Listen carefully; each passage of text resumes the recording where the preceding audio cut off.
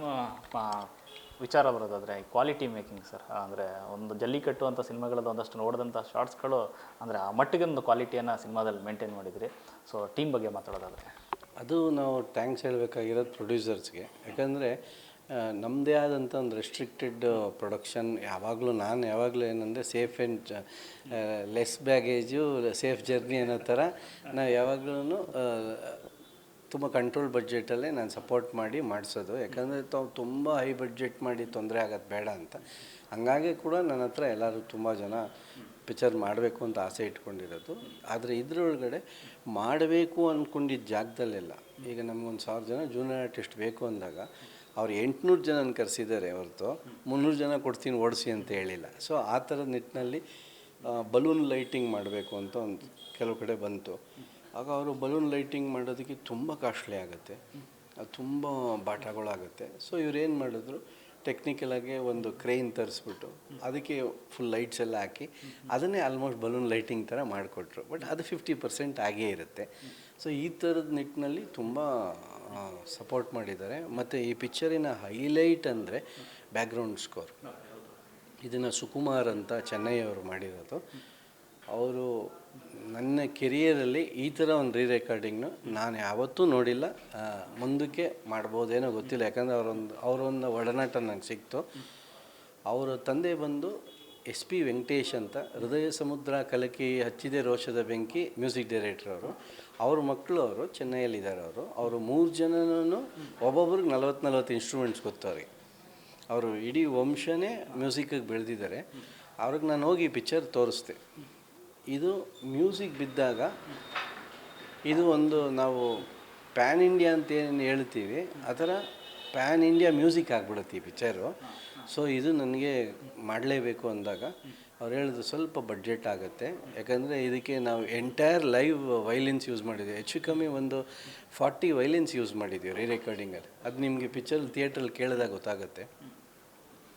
ನನಗೆ goose bumps ಬಂದಿದೆ. Plus ತುಂಬ ರಾಗಗಳು ಬೇಸ್ಡು ಮ್ಯೂಸಿಕ್ ಮಾಡಿದ್ದಾರೆ.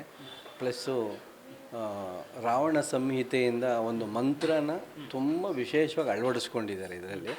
ಅದು ಈ ಪಿಕ್ಚರಿಗೆ ತುಂಬ ದೊಡ್ಡ ಗೂಸ್ ಬಂಪ್ಸ್ ಕೊಡುವಂಥ ಸನ್ನಿವೇಶಗಳು.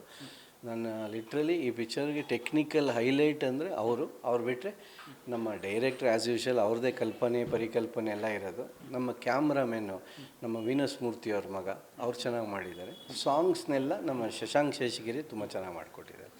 ಇಷ್ಟೆಲ್ಲ ಇದ್ರೂ ಕೂಡ ಸಡನ್ನಾಗಿ ಸಿನಿಮಾ ರಿಲೀಸ್ ಡೇಟ್ ಗೊತ್ತು ಮಾಡಿದ್ದು ಯಾಕೆ ಅಂತ? ಯಾಕಂದರೆ ಇನ್ನೂ ಸ್ವಲ್ಪ ಇದ್ದರೆ ಇನ್ನೂ ಚೆನ್ನಾಗಿ ಆಗ್ತಾಯಿತ್ತು ಅಂತ ಅನಿಸ್ತದೆ. ಹಂಗಲ್ಲ, ಇದು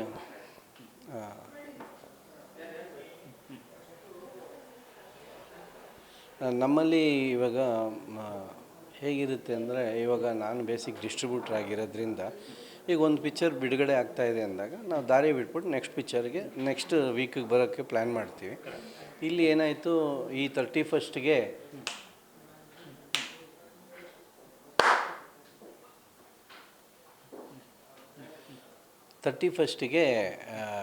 ನಾವು ಬೇರೆ 2 ಪಿಕ್ಚರ್ ಪ್ಲ್ಯಾನ್ ಮಾಡಿದ್ರು. ಆ ಪ್ಲ್ಯಾನ್ ಮಾಡಿರೋದ್ರಿಂದ ಏನಾಯಿತು, ನಾವು ಮುಂದಕ್ಕೆ ಹೋಗೋಣ ಅಂತ ಮಾಡಿದ್ವಿ. ನಾವು 21st ಬರಬೇಕು ಅಂತ ಅಂದ್ಕೊಂಡಿದ್ವಿ. ಇಲ್ಲಿ ಮುಂದಕ್ಕೆ ಹೋಗಿರೋ ಪಿಕ್ಚರ್ ಅಲ್ಲಿಗೆ ಬಂತು. ಸೊ ನಮಗೇನಂತಂದರೆ ಇಲ್ಲಿ ಏನೋ ರೆಡಿ ಇಲ್ವೇನೋ ಏನು. ಸೊ ನಾನು ಹೇಳಿದೆ ಪ್ರಿಪೋನ್ ಮಾಡ್ಕೊಂಡು 31st ಬರೋಣ, ಒಳ್ಳೆ ಹಾಲಿಡೇಸ್ ಇದೆ, ರಾಜ್ಯೋತ್ಸವ ಇದೆ, ಕನ್ನಡ ಪಿಕ್ಚರ್ಗೆ ವಿಶೇಷವಾಗಿ ಸಹಾಯ ಆಗುತ್ತೆ.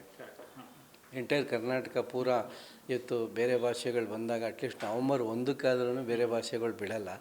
ಸೊ ಅದೊಂದು ನಮಗೆ ಈ ಒಂಥರ ಬೋನಸ್ ಪಾಯಿಂಟ್ಸ್ ಥರ. ಯಾಕಂದರೆ ನಮ್ಮಲ್ಲಿ ಎಲ್ಲ ಭಾಷೆ ಬರುತ್ತಲ್ವ, ಹಂಗಾಗಿ ನಮ್ಗೆ ಅದೊಂದು ಅವಕಾಶ.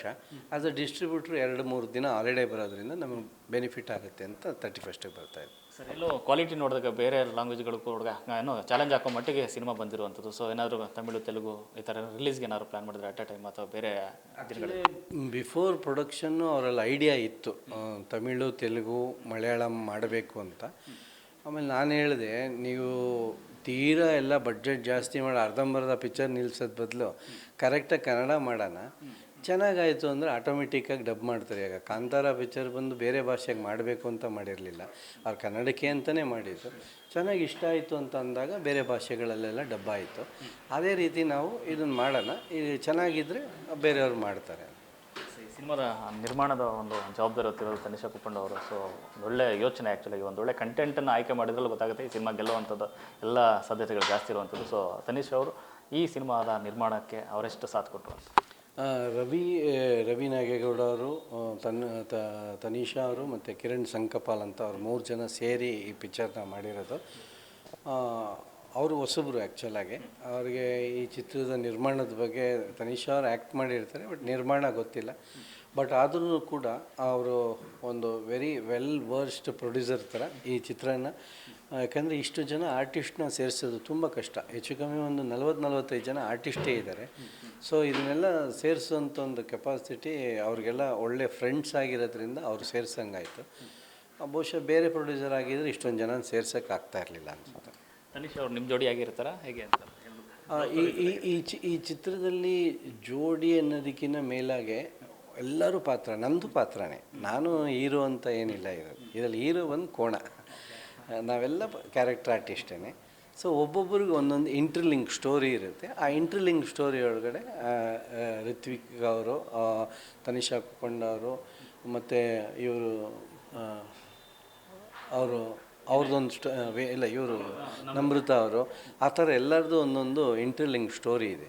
ಸೊ ಎಲ್ಲರೂ ಪಾತ್ರಗಳು ಆ್ಯಸ್ ಎ ಪಾತ್ರಧಾರಿಗಳಾಗಿ ಬರ್ತಾರೆ ಹೊರತು ಯಾರೂ ಮೇನ್ ಫೋಕಸ್ ಆಗೋಲ್ಲ. ಮೇನ್ ಫೋಕಸ್ ಬರುವಂಥದ್ದು ಬೇರೆ ಆಯಾಮ ಬರುತ್ತೆ.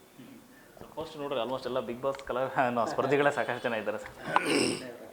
ಅದನ್ನೇ ಹೇಳಿದ್ದು ಅವರು, ತನಿಷಾ ಕುಪ್ಪಂಡ್ ಅವರು ಬಿಗ್ ಬಾಸಲ್ಲಿ ಇರೋದ್ರಿಂದ ಮೋಸ್ಟ್ಲಿ ಇವರೆಲ್ಲ ಅವ್ರಿಗೆ ಅಡ್ಜಸ್ಟ್ಮೆಂಟ್ ಇರುತ್ತೋ ಏನೋ, ಅದಕ್ಕೆ ಅವ್ರನ್ನೆಲ್ಲ ಕರ್ಕೊಂಬಂದಿದ್ದಾರೆ. ಈಗ ನಾವು ಹೋಗಿ ಇವ್ರನ್ನೆಲ್ಲ ಕರೆದಿದ್ರೆ ಬಹುಶಃ ಬರ್ತಿರ್ಲಿಲ್ವೇನೋ. ಹಂಗಾಗಿ ಅವ್ರವ್ರದ್ದು ಒಂದೊಂದು ಬಾಂಡಿಂಗ್ ಹೆಂಗಿರುತ್ತೋ ಹಂಗೆ ಕರ್ಕೊಂಬಂದಿದ್ದಾರೆ. ಸಿನಿಮಾ ಅಂತಂದರೆ